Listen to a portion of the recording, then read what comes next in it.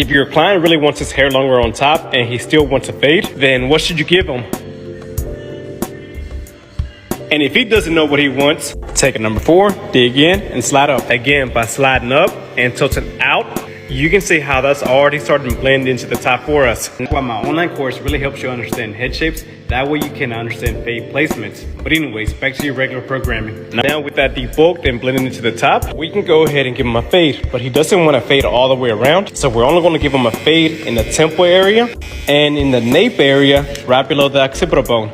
Now beginning my taper on the side, I created my first guideline right where the ear connects to the head. And now with the clipper lever all the way open, I'm going to create a section above the first initial guideline, making it about a finger's width, and then close the lever about halfway. Start at the bottom and just slide about halfway up that section, then close the lever all the way, lay the clipper flat, tilt out. That way you can only work in one small section and start fading out that first initial guideline. And just like that, that section is faded out. Now with the number 1, I'm going to repeat the same steps, but this time a half guard is going to fade out the line in between 0 and the number 1. Again, really making sure that I tilt out. That way I can work in a small area so that I don't cut into an area I don't want to cut into. So continuing now with my number 2, I'm still going to be sliding up and down, but this time I'm going to be tilting outwards a little bit to start gracing the hair. Then switching to number 3, I'm going to continue just gracing the hair to begin fading into the number 4. Remember, I'm not trying to fade into the top anymore. That's already blended. I'm just trying to fade into where we left off with the number 4, right on the carotid ridge. And just like that, you were able to keep the hair long on top and give them a fade at the same time.